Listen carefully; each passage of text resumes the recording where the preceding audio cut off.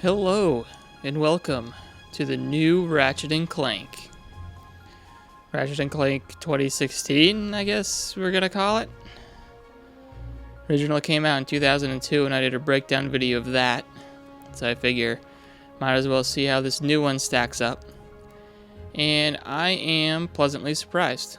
I mean, first off, look at how amazing this game looks. For my money, probably the best looking game right now on PlayStation 4. I just think the lighting and the art direction and the animation is in a whole nother world. We're not going to spend too much time here. This is the starting point, and I just wanted to give you that shot because it's pretty awesome. We're going to check out some of these planets that I've actually already been to, kind of show you what the deal is with this game, because it's not a remake. It's not really a reboot. They're calling it a reimagining. And that kind of makes sense because a lot of it is similar if you've played the original 2002 game. But they've made some tweaks to the way the levels play out and the way they're formed that, gives it a fresh feeling.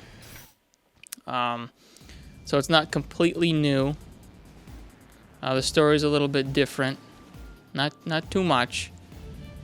It's this line that they've drawn that's, I think it's done pretty good. You get your nostalgia fix, but you also get a new experience.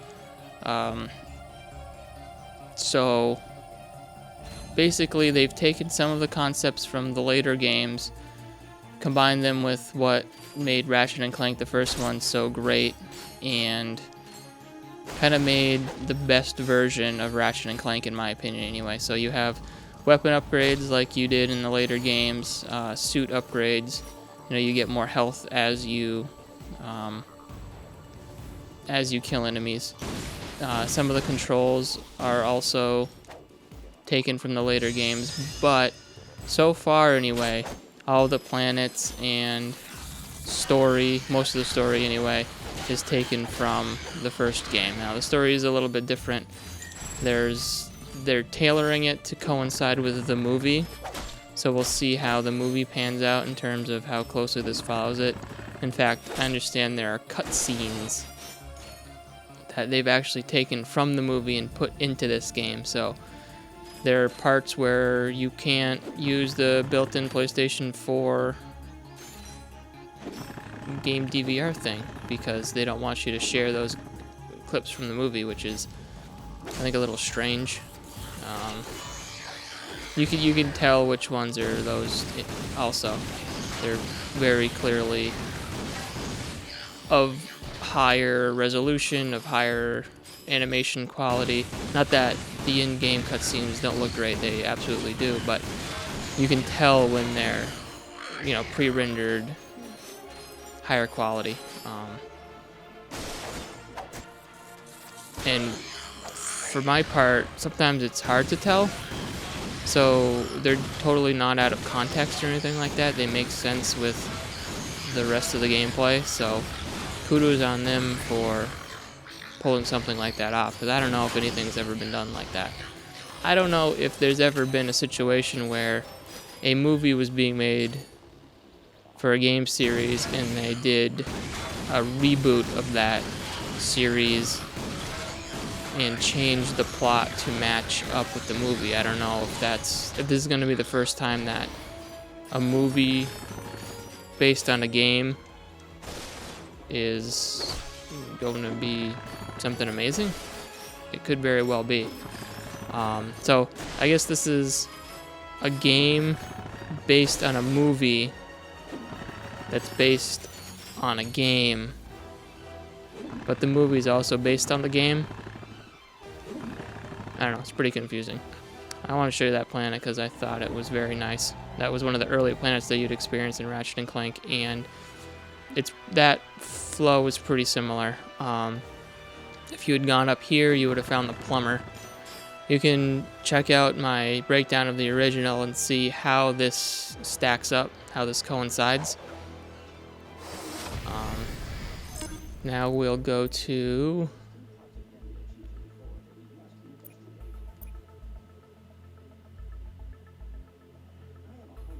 go to Rilgar. This is where we spent most of the time in my original breakdown, and I'll show you some of the collectibles and upgrades. So throughout the game, you of course collect bolts, bolts to regular bolts to upgrade your weapons and everything like that.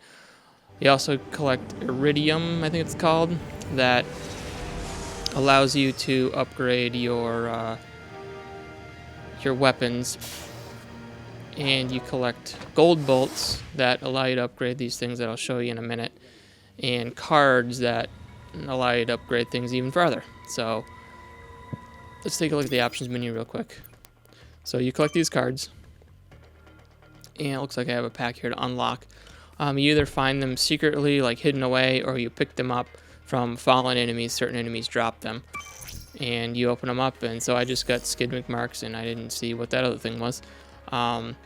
And then you collect triples here. So this, and this, Ratchet, Clank, and Captain Quark, they make this hero set, and that gave me plus 5% bolts, which is pretty valuable. You know, you get 5% extra bolts.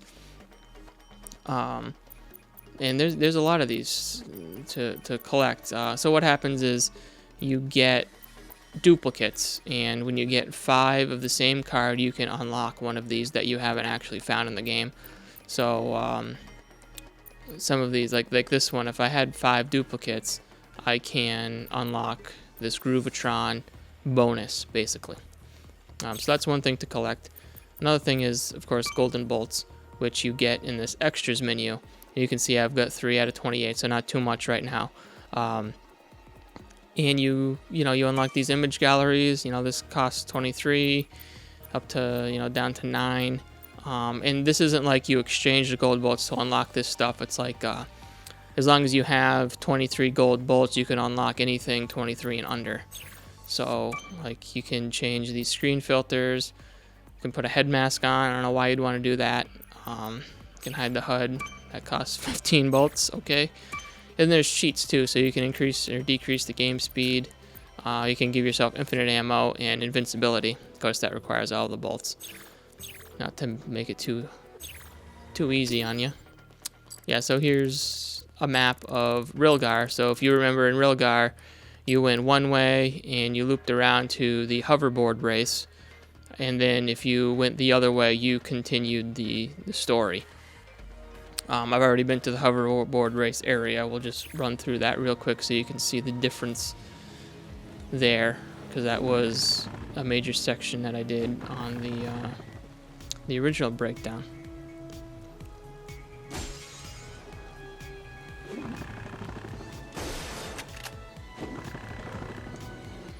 So this area doesn't have a whole lot that's different. It's just, some of the way the levels are laid out are different, and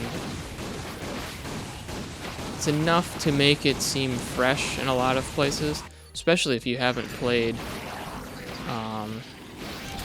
the games recently. I may or may not have done myself a disservice by playing through some of the original game before this.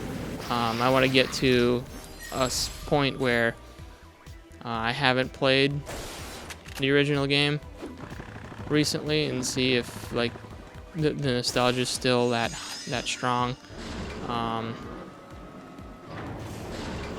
But to be honest, it really hasn't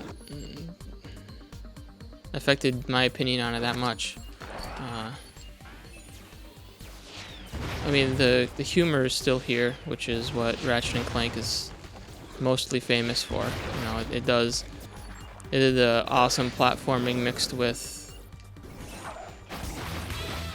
awesome guns, but it also had a very humorous storyline, like not super kiddie, adult friendly as well, but also not like inappropriate or anything like that. And that's definitely intact.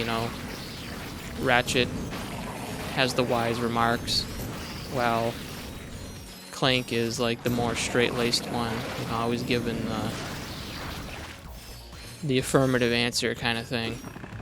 And Captain Quark is still Captain Quark. He's same voice act. All the voice actors are the same, and his performance is as perfect as it is. You either love him or you hate him, pretty much. But I think he's a pretty good character.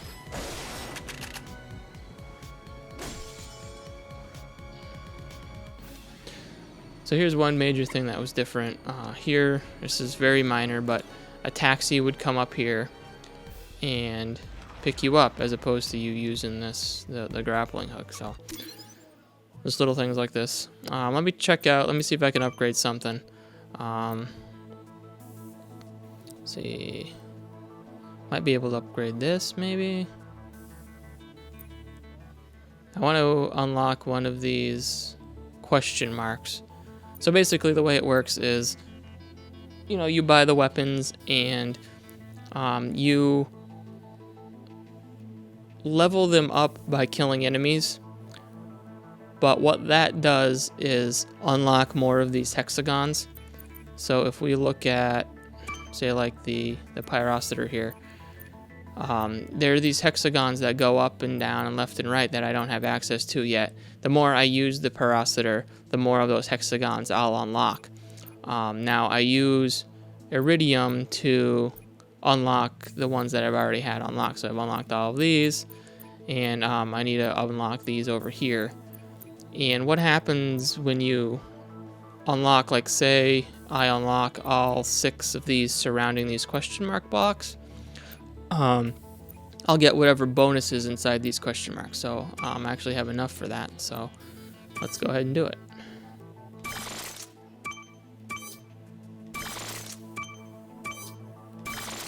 Do I have enough? Oh, I don't have enough, do I? Oh, that stinks. No, maybe I'll pick something up after I kill these enemies or something like that. Sometimes enemies drop iridium, and sometimes you find it in the world. Or there'll be like a crystal structure that you'll smash with your ratchet, and you'll pick it up. I wish it was a little bit more prevalent, because there's a lot of upgrades to collect. There's probably some perks that you can get that allow you to pick up more in the world. Ooh. Okay, so I just got a card from this, from killing these enemies.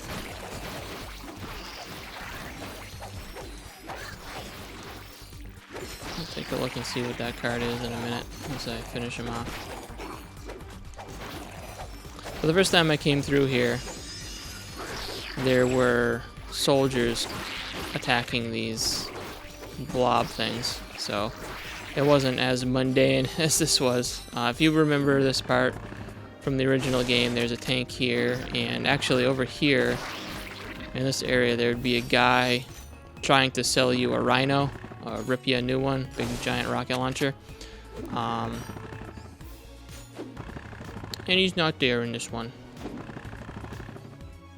which is too bad.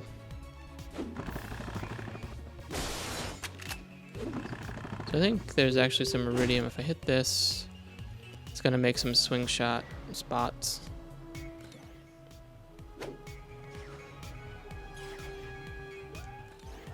Oops, there we go. And is this, oh, what the hell, come on, give me a break here. And now it's already been claimed, so that would be an iridium cluster. I've already claimed it though. Man, I really want to unlock that gun to show you what that does. Oh, I did pick one up. Awesome. So you get them from enemies too. So now if I unlock this, now I've got extra dimensional tank. Hyper whatever technology is repurposed to store a massive amount of pyrocytic fuel in a tiny tank, increasing ammo. So that means I can carry more ammo for the pyrocitor now. So those upgrades are usually pretty substantial. Those question mark ones, while the other ones are like, oh, they'll give you more bolts if you use this weapon, or you'll find more ammo for this weapon, which can be pretty valuable. but those question mark ones are the ones that you're really going for. I'm gonna grab this ammo and run through here because I don't really feel like dealing with these guys. Maybe we'll check out one more planet. This is probably gonna kill me. I don't know if that'll actually happen. Or maybe we'll check out the hoverboard race. Nah, we'll check out another planet. Oh, crap, this part. I don't know how to get that bolt. I don't remember how to do it. This part is exactly like it was in the original game. And I wasn't able to get it when I replayed that. And I don't know how to get it now.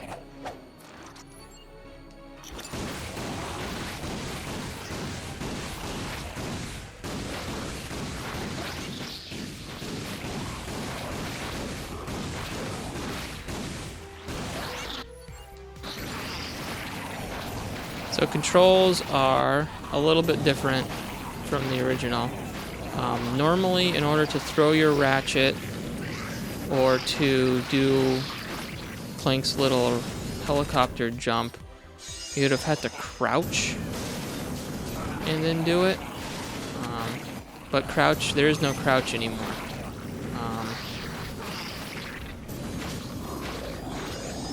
I'll show you that in a little bit.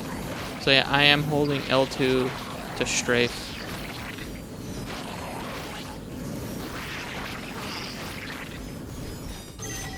That's gonna turn off that way. And then, man, I don't know how to get in there.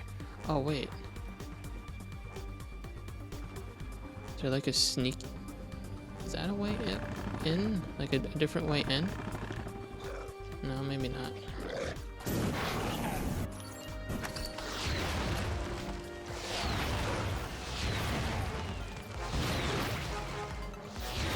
Someone in the comments will probably, this is how you do it, I'll give you so stupid or something like that, whatever. It's been a while since I played this game. I definitely remember getting all golden bolts in the original game. I played through that game a lot. Oh, I just got a card. Oh yeah, that's right, I was gonna look at that other card that I got.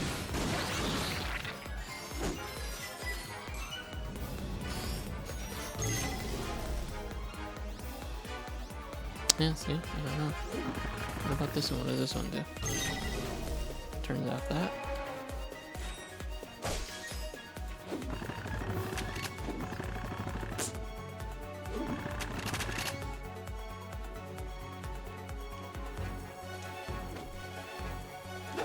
I don't know. I would really like to get in there, though. Oh well, I'm sure I'll figure it out later. Or maybe I know and I just don't want to spoil it for you. No, I don't know.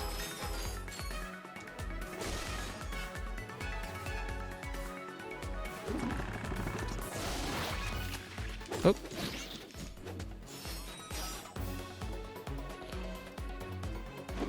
Let's check out one more planet before we call it a day.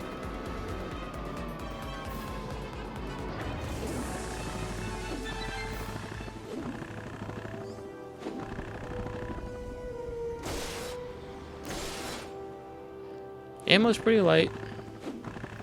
There isn't a whole lot of it, and the enemies are pretty tough. I don't know how to get in there either. Maybe it's part of the other mission. So it's not a real easy game. I mean, don't let the cartooniness fool you. These games are no joke. They can be pretty tough. And that's what I like about them. It's like, these are legit platformers. And I hope we see a resurgence of these platformers because they're awesome. You know, these older consoles, they were built on these games. And I still think they have a place, especially with Ratchet and Clank mixing the shooting and the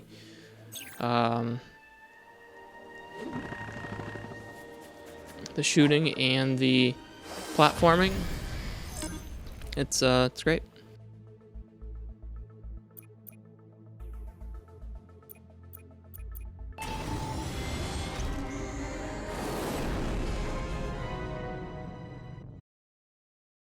So the movie's coming out on April 29th. This is definitely a tie-in to that. I'm excited to see what that ends up being. Because I think for Ratchet & Clank, a movie just makes sense. I wish it had come out a long time ago. Should have came out when the original game came out. Because it just had that level of quality to it, that level of polish that not every game has. Insomniac knows exactly what they're doing with this franchise they have from the beginning, and I think it's, in my opinion, their best franchise. Their most Insomniac franchise. Sunset Overdrive recently had a lot in common with this game. The color palette, the zaniness, the insane weapons, but it just didn't have the